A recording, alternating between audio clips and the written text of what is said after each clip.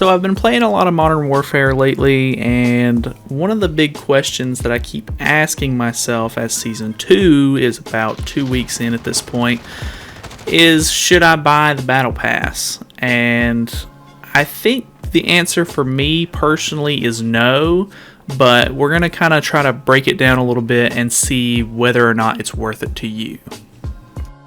So, as someone who didn't buy into the Battle Pass for the first season, I can safely say at this point that I maybe should have bought it, because the only reason that I would have wanted it in the first place was the Operator Mara that came out, and the only reason I say that I should have bought it is because you can't buy her now, obviously, and the only way that you're going to be able to buy her at this point is if they come out with an operator bundle in the store. And from what I can see, it looks like most of the operator bundles are around 2,000 or so COD points. Some of them go all the way up to 2,400 COD points, whereas some of them are lower, like 1,400 to 1,800. Some of them are actually 2,000 exactly.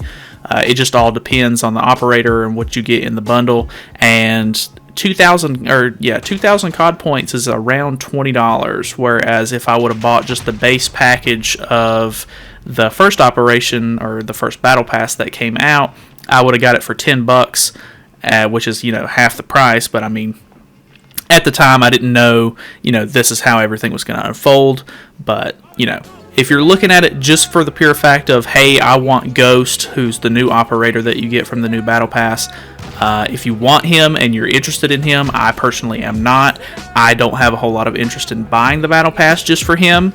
So if you are, just to get him cheaper now instead of having to wait later, you may want to pick it up, but that's just my personal opinion and how things have kind of looked after Season 1 has ended and we're going into Season 2 now. Next up is the guns that you get. So in the new operation you have, or I keep calling it an operation. In the new Battle Pass you have the GRAW 5.56, which is a really nice assault rifle. I'm actually using it in the gameplay that you're seeing in the background. And then you can also get the Striker 45, which is basically just the UMP from any previous game. It's what it looks like to me anyway. And it is a submachine gun. I've not played with the Striker yet, but obviously the GRAW, as you can see, is pretty nice. I pretty much play hardcore, so that's why everybody's dying so fast. But I really like the GRAW. It's a really nice weapon, but the beauty of the Battle Pass is that they're not locking anything that's, game-changing behind a paywall. So even if you don't buy the Battle Pass, you unlock the GRAW at level 15, and you unlock the Striker at around 35. I don't know if it's exactly 35, but it's somewhere in the 30 range. So you do have to work and level up your Battle Pass a little bit here and there, even if you don't own the premium edition of it. Just to get the free guns at least, which is fine in my opinion. Getting to level 15 wasn't that bad. It took me a couple of days of just playing here and there casually, and I got the GRAW, and I enjoy it a lot. So that works out fantastic. And even with the previous season that they did, where they had the Ram 7, and I think it was an LMG that you got as well. All you have to do to get those now that the operation is over is just complete some simple challenges. To get the Ram 7, which was the assault rifle from Season 1, all you have to do is go in and get 2 different headshots in 25 different matches. And I mean, that's pretty simple and easy. It's just a little time consuming, but I mean, that was a big worry that I had with not buying the Battle Pass in Season 1, is that am I going to get those guns, or am I going to miss out on them because I didn't play enough during Season 1? So, as far as I can tell, that worked out really well. The guns are really cool. Obviously, you don't have to buy the Battle Pass all to get these. You just get them faster, I would assume, because you get Season 2 double XP. Obviously, another big part of the Battle Pass is the fact that you unlock all sorts of different, cosmetics and, just different stuff in general. You get charms, and there's some watches, which are kind of a thing that they came out with for the new Battle Pass system for this game. And there's just like skin blueprints and all kinds of stuff like that for your different guns and everything. But obviously the big thing, in my opinion, that you're going to want to unlock with your Battle Pass is the COD Points, and you get 100 COD Points for various different tiers. And after looking at it, it looks like if you were to actually buy the Battle Pass and make it all the way to, I think it was level 74, there should be some footage in the background to show you for sure, but once you hit level 74, you get the 10th set of COD points, so that would put you at 1,000. Depending on how much you actually play the game during Season 2, you could potentially, get all the way to level 74 in the Battle Pass, and then that is automatically going to pay for your Battle Pass for Season 3 if they do one, or when it comes out eventually.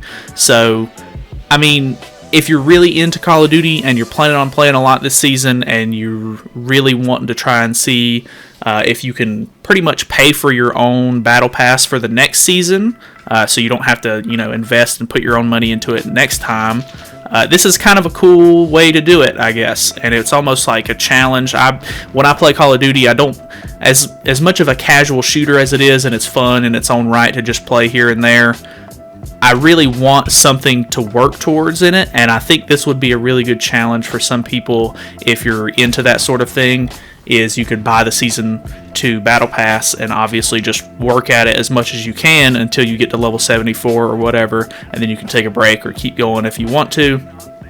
But that's just going to secure your COD points into making sure that you can buy the Season 3 Battle Pass without having to, pull out your wallet. So, to answer the question of should you buy the Battle Pass, really the answer depends on completely your own preferences and how much you enjoy Call of Duty and how much you're planning on putting gameplay time into it.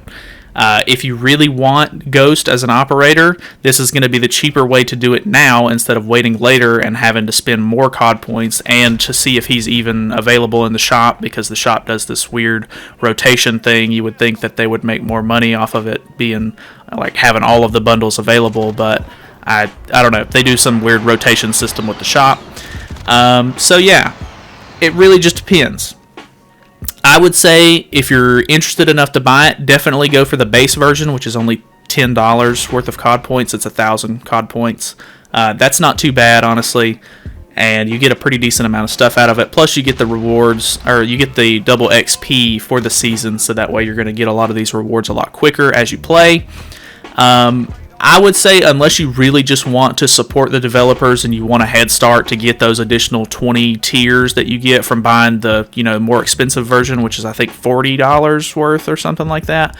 It might be just 20. I think it's marketed as like discounted down to from $40 to $20 or something like that. But I wouldn't go for that one unless you're just really interested in supporting the developers or whatever, and you want to get that extra boost. But yeah. That's all I have to say about it. I'm personally not buying the Season 2 Battle Pass. I don't have enough interest in it. I wish I would have bought the first one because I really wanted Mara as an operator, and now that I know that I might potentially have to pay $20 to get her is a little bit weird, and I probably won't end up shelling out that much money just for the one operator, considering they come out with new Call of Duties, pretty frequently, so having one operator in this game compared to, never using her again whenever the next one comes out, if I end up buying it, it just isn't personally worth it to me. But for $10, I would have done it. Anyways, thank you guys so much for watching. Hope this kind of helped you with your decision making and kind of helped you sway your opinion one way or the other if you were on the fence. And yeah, so thank you so much, and I'll see you guys in the next video.